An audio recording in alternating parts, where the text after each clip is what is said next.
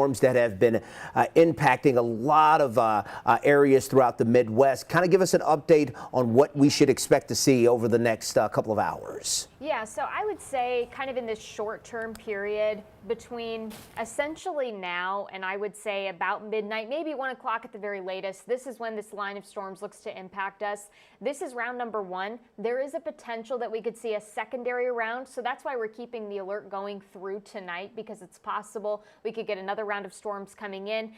There's still a lot of questions of whether or not those storms even stay overly organized, because after the first wave moves through, our atmosphere may struggle to recover a whole lot now that we are especially past sunset at this point. But it does bear watching here over the next couple of hours. Kind of like last night, our main concerns with any strong to possibly even severe storms will be with the damaging wind threat. But we also can't rule out some large hail and potentially an isolated tornado.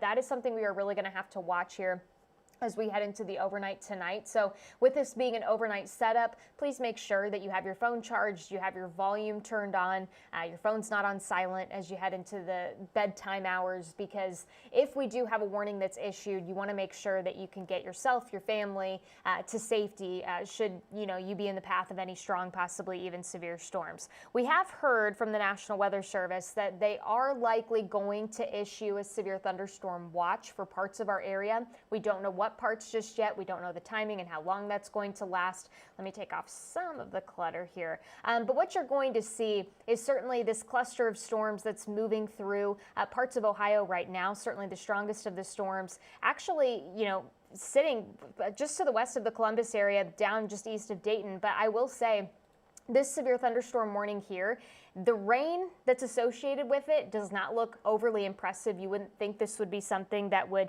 inherently trigger a severe thunderstorm warning, but we did have a wind gust that was recorded in Lima of 67 miles per hour. So even though these just visually look like only showers on radar, it is possible that they could produce wind gusts upwards of 60 plus miles per hour. So please be mindful of that, especially if you're in our far western counties here within the next half hour or so, kind of leading up to our 10 p.m. newscast. That's why that severe thunderstorm warning, specifically clipping parts of Seneca County there, was issued until 10 p.m. So what can we expect over the next couple of hours? Right now, it's just waiting on this line to continue to roll through. So actually our future view has done a pretty decent job overall of depicting where these storms are at. I think we're going to get to our western counties, say Sandusky, Norwalk, Mansfield, by about 10 o'clock, and then we should start to see that line approaching the I-77 corridor as we close in on the 11 p.m. hours. So if you're in Cleveland, Akron, Canton, Worcester, Elyria, Medina, likely that's the window where you're going to be seeing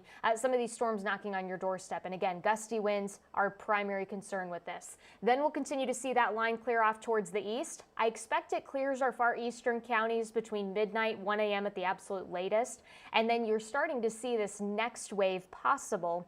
This is actually activity that's out across Lake Michigan right now. And again, severity and how well it holds together, still a big question mark at this hour, but you'll notice that some of those showers, potentially at least a couple rumbles of thunder, are still going to be possible overnight. And I would say that round likely looking sometime between 2 a.m. and about 4 a.m. So once it clears out of here, any additional storms look very unlikely. Your severe threat goes down considerably, and you're just kind of waiting on the cold front to eventually roll through as we get into the second half of the weekend, Chris.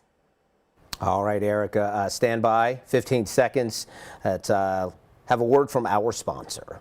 I've represented families just like yours for over 4 decades. Listen, if you need me, call me. You know I'll be there for you, and I'll make them pay. In the meantime, I'll keep an eye out for you. All right, Erica, let's take a look at the 7-day forecast with the double weekend for next weekend. It is Memorial Day.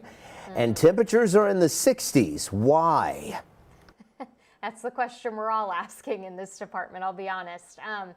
It looks like we basically just get under what we call a northwest flow pattern, meaning we're still sourcing in a lot of this colder air from Canada. So yeah, we get the cold front that comes in on Saturday. It may spark an isolated shower or two. It's going to send that temperature tumbling through the weekend. But honestly, when you look at the next 7 days, not even looking at next weekend, This weekend's actually going to be some of the warmest weather that we'll have. We really reach kind of the bottom part of that temperature swing Monday into Tuesday. Then as we approach Wednesday, there's another system coming in from out west, and that's likely going to spark some showers and storms. But because it's also going to keep the rain and clouds around, with this spinning area of low pressure slowly clearing out of our area by next weekend, it's really just going to keep the clouds and the cooler weather in place through the end of the work week. Now, next weekend, trending a little drier. I won't say it's completely dry for the holiday weekend because I don't want to guarantee it that far out. And yeah, your temperature gets a little bit of a boost, but if you look at where we should typically be this time of the year, our average high should be right around 71 degrees. And we're going to be basically nowhere near that for the next several days. The hope is that once we get on the other side of Memorial Day weekend, maybe we can finally flip this pattern around and start bringing back some of these more summer-like temperatures. But that may be a little bit of a slower process for us to work back to temperatures to what we dealt with earlier today. I've always said since I've been here in Northeast Ohio, Erica, that really the warmer weather doesn't turn until June 1st, and that is the trend from what where we're looking at right now. It's mind-boggling how we skip an entire season when we're below normal temperatures, and then all of a sudden it just becomes hot. But that's life here in Northeast Ohio, as you may well know. All right, meteorologist Erica Page, we appreciate it. Of course, Erica, we'll have much more on the impending storms coming our way, coming up at the top of the hour. 19 News at 10 o'clock. On Cleveland's 43, and then switch over to 19 for the news at 11. I'm Chris Fry in the 19 News Digital Studios. We'll see you in just over 20 minutes. 19 News, now streaming on Samsung Smart TV. Search for channel 1035.